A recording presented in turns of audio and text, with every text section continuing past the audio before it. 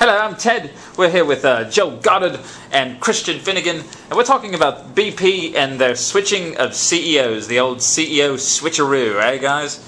What do you guys think of it? What's your opinion? Like, what's that going to change? That's what I'm wondering. Is it going to change anything, Christian? It'll make people feel better. It's sort of, I think people kind of want to think of it like an 80s teen comedy, where it's like, you know, because the Tony Hayward, the dude who is the outgoing CEO, he seems like an 80s movie villain, you know, he's got this, oh, the snooty British guy, and everything's so important. Right, you know, right. And it's sort of like the end of the movie where it's like, oh, white cat. Yeah, but he has that sort of like, the guy at the yacht club or whatever, and people are like, yeah, we got rid of the British guy, and now we're going to clean up some Right, it's like all American. You have like big like flyer jets zooming by, and USA. Now we cause our own oil spills in this country. Yeah, it's like the end of like Hot Dog the movie or something. One of my favorite pieces of cinema. Hot Dog I don't think I've seen that. Oh, because you're way too young. How old are you, Ted? I don't know, a few months. It just stopped the factory line.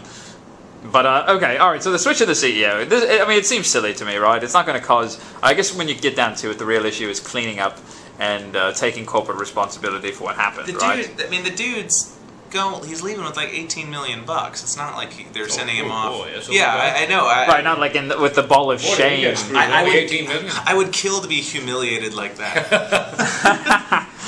Right, as you go off in your limo, I just can't believe this. Can I get another martini? Yeah. Right, exactly. I hate to be using old expressions all the time, but you know the expression that's like exchanging chairs on the Titanic. Yeah, it's a good expression. I like that one.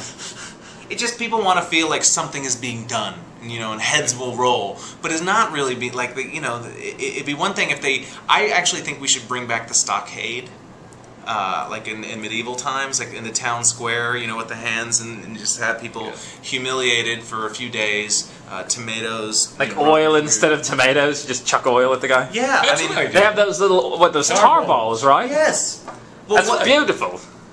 I would then, even because it's like if you're gonna humiliate the guy, really humiliate him. You know, make whole hog or none. Huh? Whole hog or none. Absolutely, just make him just sort of be naked in the town square and tie him to a stake and let people throw fruit at him. I don't Give know. Give him only 16 million. Right, that'd be ultimate humiliation. I don't know. I mean, you don't want to go overboard. Right. The guy did work hard, I think, right? I mean, overseeing things. After the fact, anyway. There's such a disconnect between like what working hard means depending on who you are in life. I mean, I'm sure he does think he's been working really hard. The guy at the deli who makes my sandwiches works harder, but you know, I'm sure he feels like he's earned his money. Here's what's interesting though with a case like BP. People want to find someone to blame. Is there really someone to blame? I mean, is it maybe that a pipe burst? People didn't expect this. And even the experts didn't expect this, and, you know, it just is what it is. Cost cutting.